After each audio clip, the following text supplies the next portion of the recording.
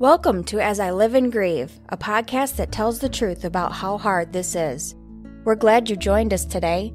We know how hard it is to lose someone you love and how well-intentioned friends and family try so hard to comfort us. We created this podcast to provide you with comfort, knowledge, and support. We are grief advocates, not professionals, not licensed therapists. We are you. Today we are speaking with Eleanor Ward. Eleanor has risen like a phoenix from all the horrific things life has thrown at her. She has battled grief, depression, anxiety, suicidal thoughts, continuous unemployment, and found her way back from them all. She has managed to carve out an amazing life helping others when their words come crashing down so that they can get back up and do all they were purposed in this life to do. Eleanor completely understands fear, being in a stuck state, and missing out on opportunity when it comes calling. Once she understood that nothing and no one could stop her from fulfilling her purpose God had for her, she completely turned her life around. Eleanor devotes her life to helping others find their fresh start and completely renew their life through her programs, coaching, and speaking. Eleanor is a start fresh expert who delivers high-energy keynote presentations that challenge audiences to maintain their focus and pay attention to what matters most in their life.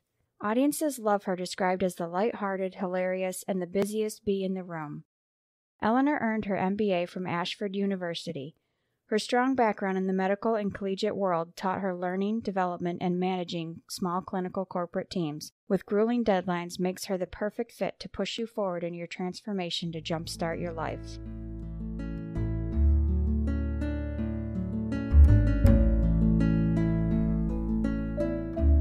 Hi, Eleanor, and thanks so much for joining us today. Hi, Kathy. How are you doing? I'm doing well, thank you. Eleanor, as we will hear, Eleanor is walking her grief journey with all of us. She describes herself as having risen as a phoenix from the ashes. Listeners, it's no secret I like to offer a tidbit at times in our episodes, and today's no different. To best appreciate this phrase, risen as a phoenix, let me give you some background. The phoenix bird is a mythical bird from Greek mythology. It was a feathered creature of great size with talons and wings, plumage radiant and beautiful. The phoenix lived for 500 years before it built its own funeral pyre, burst into flame, and died, consumed in its own fiery inferno. Soon after, the mythical creature rose out of the ashes in a transformation from death to life. Eleanor, I'm excited to hear what you have for us today, but could you first please offer our listeners a bit of your background? My grief journey, I guess, involves losing my husband and my son about 14 years ago, and it was my oldest son. And I was married for about 20 years when everything happened, so I was a very young widow and unexpected at 34 to have to become the breadwinner and all those things that you were unexpecting to do and take care of my son as a single mom. Right. I have a background in psychology and also working in mental health as well, and been in the medical field as well, working for many years. I've stepped out of that to do life coaching now, and that's where my focus is. When I first had everything happen, it was awful. I was letting people say anything to me. I was letting people talk any kind of way under the guise of they were supposedly being kind and didn't know what to say in their grief. But it was just really bad, and it sent me into a spiraling place that I didn't understand or know. And I came to understand that there's got to be a better way. And so for over a decade, I was in this mess where you really couldn't say anything to me, and I didn't want to talk to you about it. And if I said it, I didn't even want you to say I'm sorry. It was just like, yeah, get away from me. And so then I got to the space where I was like, this doesn't work. And I started looking into grief management, and it was virtually non-existent. Grief management was just come bereave with us and be sad and melancholy all the time. So I had to come to understand that's not going to work either. And so I started fighting for my sanity. And so about 3 years ago, I really started pushing myself to understand how to manage my grief. And that's where I'm at now. I help people to manage their grief through trauma and loss. I love that phrase, manage grief, because that's really what we do. So let's get started. We've established through other podcast episodes, through other guests, how unique grief is for each and every person. We kind of liken it to a fingerprint. It's just totally unique. And also how it can feasibly last the rest of our lives. although the intensity and emotions change over a period of time. I know I lost my husband a little over 3 years ago, and I finally came to that realization and later acceptance that I probably will grieve for the rest of my life. But as we sit in our immediate grief, devastated, overwhelmed, spiraling, that concept of lasting the rest of our lives is the last thing we want to hear. We want to get over it, like people keep suggesting. But you, Eleanor, help those in grief learn to manage their grief and, in their own fashion, rise like a phoenix. What process do you use to accomplish this? Well, first, I help you to understand that grief is part of your life and will be the rest of your life. And honestly, that's a foreign concept. People look at me like, what? Right. And even some that I just do like over the phone with, they're kind of, I get this long pause and then they go, I've never thought of it like that. And so Right. once I get you to take that concept in, then I try to help you to understand now there's a process. Now you have to, it doesn't matter how long you've been in it. I had been in it over a decade, but it was literally like starting from scratch. I tell you to look at how it was when the person first passed. What were you going to? And I help you to begin to journal those things down. What feelings were you going through? What were people saying to you? Because it could be one thing someone says to you that triggers you so bad in your grief that you can't get past it. And you may Absolutely. not know till you've written it down and go, oh, I remember that lady saying it at the funeral or memorial, Right. whatever it was. And you're like, that really stuck with me.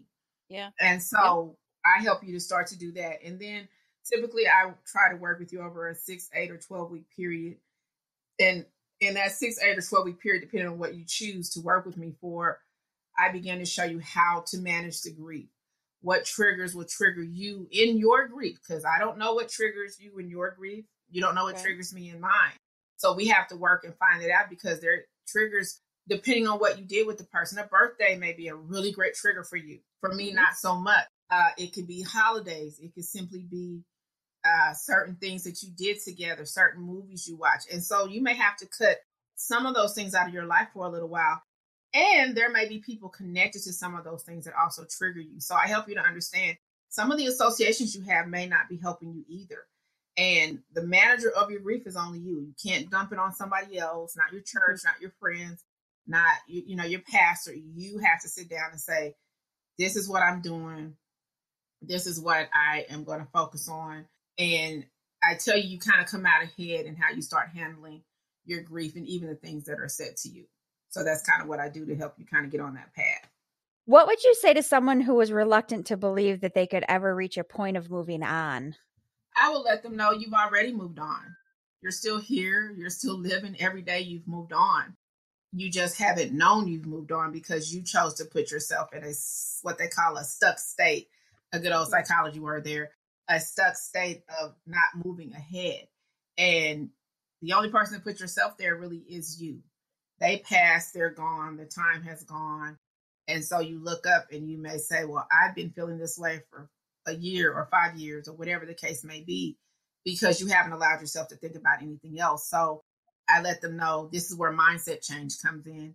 And we know that's a big buzzword, but it's just a matter of setting your mind to something else. Right. And I tell them, set your mind on moving ahead, on moving on, not leaving the memories, not loving the person, but how can I live my life now and then have this kind of connected to me, but not overruling my whole life. Do you accomplish this in a virtual setting or by phone? I know you mentioned a few minutes ago that you do have some that you speak with by phone, but do you do it virtual as well? Because during the pandemic, if we've learned anything, it's that we can do a lot more stuff virtually, which is fantastic. And how frequently do you speak with your clients usually? I can do virtual or by phone. With the pandemic, I don't do as much. I used to kind of meet people in what I call happy places and spaces, parks, libraries, stuff like that.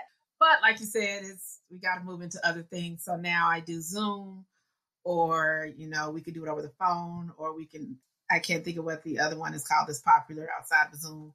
But however they feel comfortable, and that's what we do. And it's pretty much, hate to say hands off because I hate not being there to be able to do the hug. I know. Yeah. But it's the safest way right now. So that's what I do to be able to speak with them and contact them. I'm sorry, what was the second part of the question? Oh, how frequently do you speak with your clients? I do once a week, and I tell them, even if, let's say, you have to miss or life gets busy, then I ask them, can we still connect either through a messenger service like Instagram or Facebook, where we can just still have our session online because maybe life got in the way, or even if we have to text, because like I tell them, when you let go of a week, something typically happens. I don't know what, and you can kind of get set back. So weekly, while we're working things out. Yeah. That's a great plan. And I like your comments about when you lose a week. That's applicable to so many parts of our lives too. When you get out of even a routine that you've newly established, it's very quick to just let it fall by the side. So I think it's great that you try some way of staying in contact with them on that basis. I'd like to go back to the phrase of manage grief. And I'd like to offer our listeners an example.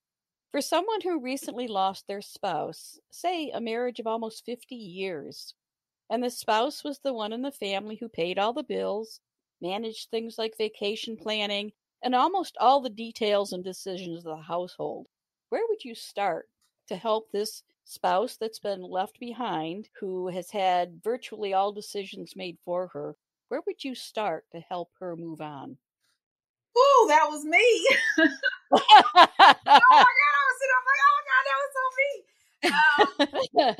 me. Well, I literally we wouldn't even start grief management. I would spend probably the first couple of weeks helping her to learn to manage her household. And that's still part of grief management. I had no clue what I was doing. I had no clue who to call about certain things. My husband handled so much. And that's what I had wished I had help with. Not how to do everything, but it was more so, where do I start? So what I would probably sit them down with, and I've had some people in this situation, is, first things first, you're now in control. Don't call someone's husbands. Don't call the parents. Don't call all these people, because, and I'm going to say this with truth, and people get a little upset. Unfortunately, you don't know what people will do when your co-half has gone. And that's very true. If you're giving all this private information, I've seen it happen where they'll take your money or do things because they have your info. So I tell people, you're in control now. And so we make a quick list of all the things that you never did as a spouse or mate. And then we look at all the things that you now have to do within the next 30 days. And that helps the person to understand, wow, before I get overwhelmed, these are the most important things, and these other things I can start coming into a little bit later. And so when people can have things kind of in front of them as a list, it becomes less overwhelming than things just kind of taking control. Because for me, everything was on my head. I was just like, everything's coming now. And, I just didn't have that help. So, and the biggest thing is to help them feel empowered. You are now everything for your home. And I know that sounds overwhelming, but actually can be empowering when they understand. You get to make all the decisions. You get to figure out what's going to work best, and you don't have to turn to everybody else. So I think when I empower them and they know, okay, it's me, things can kind of change. It must be so refreshing for your clients in these situations to know that they have someone that they can kind of reach out to when they feel overwhelmed, especially since you've been through it yourself, that you know exactly how they're feeling and some of the obstacles and challenges that they face. I know it also probably has to keep their minds extremely busy and might delay some parts of their grief journey as well. In your working with a client, do you recommend any alternative treatments or therapies like yoga, meditation, finger tapping, journaling, things like that? I definitely recommend journaling. Some of the physical items I recommend later on in the journey. The finger tapping, the yoga, the meditation, all those things. Meditation I recommend early on. But anything physical exercise, especially if it's something they haven't done in a long time, it can throw people off, and they begin to feel like, I can't do it. I can't do these poses. And then this frustration sets in that can throw off the grief journey. So I tell them other things. Let's put that over here. in 60 days, 90 days. And that seems to work a little better when they can incorporate a little bit at a time because you're still grieving. I remember I called myself going on this journey of I'm going to go to the gym and get a trainer and I'll just get through the grief that way. And 3 of the sessions, I broke down and cried through most of it. So I was like, well, that didn't work. And of course, I didn't know about managing my grief at the time. So I thought, literally, I remember laying across the elliptical crying. And I couldn't understand why.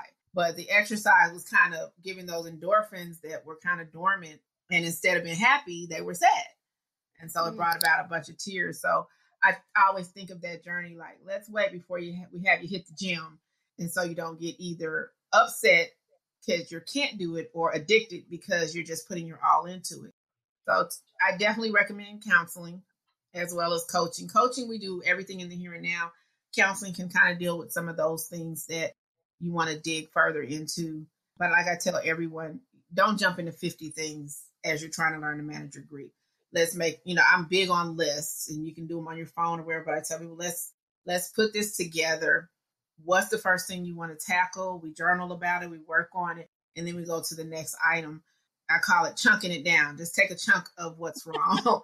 Just chunk it on down, like and you have a chunk of it. I like it. I think that's great. I'm going to remember that phrase. Yeah. Chunk it on down. I know. I was going to say that. Oh, that's great to you help them kind of make baby steps so that there's these small attainable goals, one by one. And then afterwards you can see how much progress you've made. But I like the chunking it better. Definitely.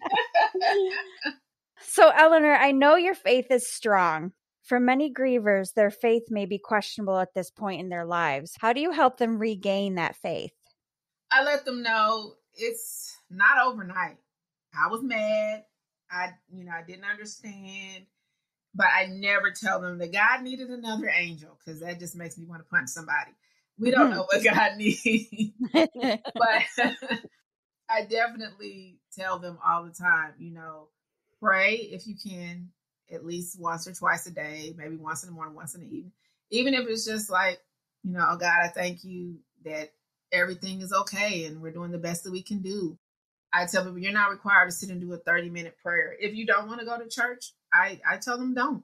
Sometimes that's not the helpmate we think that it is. It doesn't mean your faith is any less than it was before the person passed. So my biggest thing is just if you can't handle the people kind of being around you and coming to you with a lot of what they think is soothing, and you don't want to be mean, then it may be best to stay away for a while.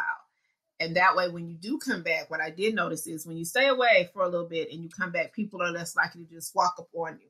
Versus if you have a funeral on Saturday and you're back at church on Sunday, they're all just going to surround you and come at you with all these, horrible sympathies that don't work. But let's say you stay away for 2 or 3 weeks. And when you do come back, people are kind of like, oh, it's good to see you. And they may leave it at that. And so, like I tell people, take your faith journey slow. And if you have anger, then you I would say pray with it.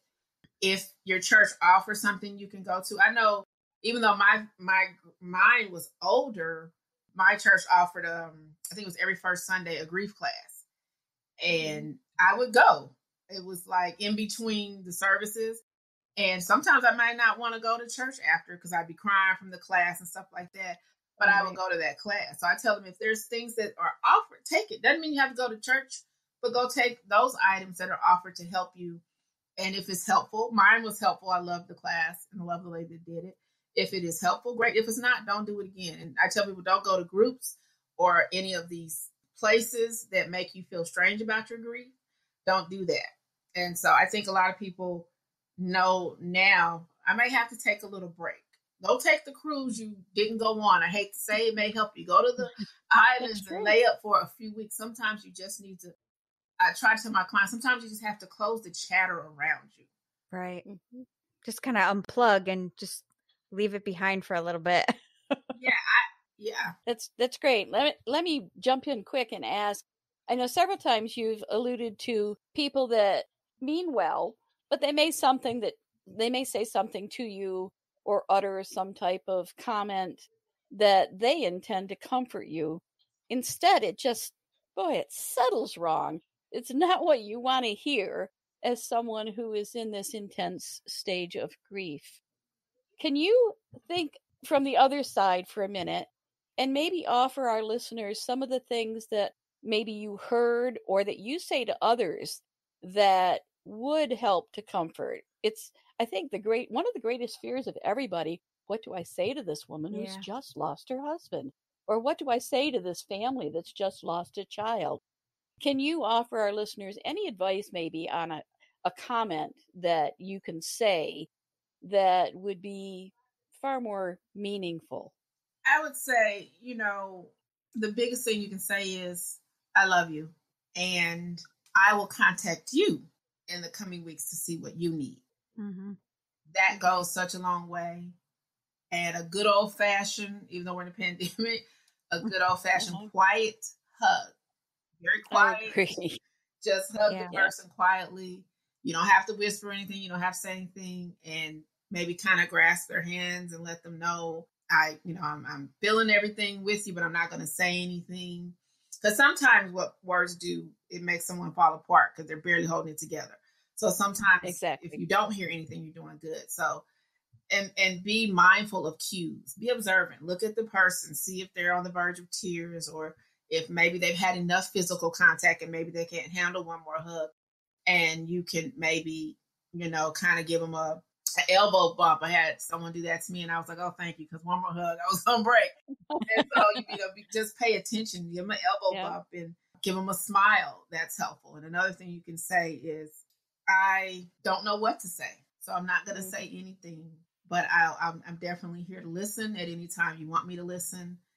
And, again, I will contact you. And the reason I keep saying I will contact you, because I've always thought it was crazy that we expect people in grief to contact us. Right. Yeah. Their mind is just not on it. So I always get wonderful feedback from I don't know what to say. And I don't know why that is, but I always hear weeks later from the person who's had the issue. And they'll go, when you said you didn't know what to say, I just breathed relief. And that just was, and they tell me that they love that I said that. So I've kind of come to think that's kind of the key phrase. I don't know what to say, but I'm here to listen. And that seems to go really far. I like that. I like that. Thank you. Well, Eleanor, it appears that our time's almost done for today. Do you have anything you'd like to share with our audience? Do you want to talk about what you have to offer on your website, any events or anything you might have coming up? Well, right now I have, and it'll be there soon on the website, probably, I hate to say, not for another couple of weeks, I'm going to be offering what they call the Grief Box. And right now it's kind of in trials of people looking at it. And the Grief Box will offer you journaling. It will offer tips on getting through those early stages of grief. It will offer you, a nice smelling candle. There will be things in there for you to make memories of even your memorial or whatever you may have done when the person passed, because COVID is a different type of grief right now. So maybe you had to, do things virtually or however you had to do them. So that will be coming in a few weeks. I'm excited about it. It's I want it to be a soothing thing for people going through things, to receive this box and say, oh my goodness, I can journal, or oh my goodness, I can put pictures in here that I want to save, and just whatever they want to do. And the box will have probably 6 or 7, maybe 8 things in it, and that are grief related, but to me that lift you up in your grief. And so that'll be available on www.eleanorward.com, and also easytree.me/BFTF, where you can find a whole lot of stuff about what I do. So it'll be on those 2 platforms. So that's what's coming. I was hoping to have it all done, but I don't quite have it. Okay, well, I have a question for you. When I went to your website, in fact, I saw a large graphic with bigger fish to fry. Would you tell us what that is? Bigger Fish to Fry Coaching is my name of my company. And it is my logo. And the logo, a lot of people are thrown off. And I should have got on camera because I actually have on my t-shirt. The logo is actually me in a dress. When I was dressed up actually for church that day. And she's throwing up a pan with a fish in it. And a lot of people ask me, why do you say that? I said, because in the middle of a lot of things that were going on in my life, someone told me that they had bigger fish to fry than me, and they didn't like the way I moved or talked or did anything.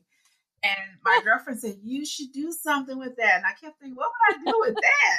It was an insult. And as the days went on, I said, you know what? That's the name of my company, because you know what? We do have bigger fish to fry. We've got a life to live. We've got kids to raise. We've got, things to do. Even if you don't have those particular things, you have your life to move forward. So I said, you know what? We all have bigger fish to fry. Even in our grief, we've got more to do than kind of sit and wallow in the grief that we have. So I came to embrace what the lady said, and now it's the name and face of my company.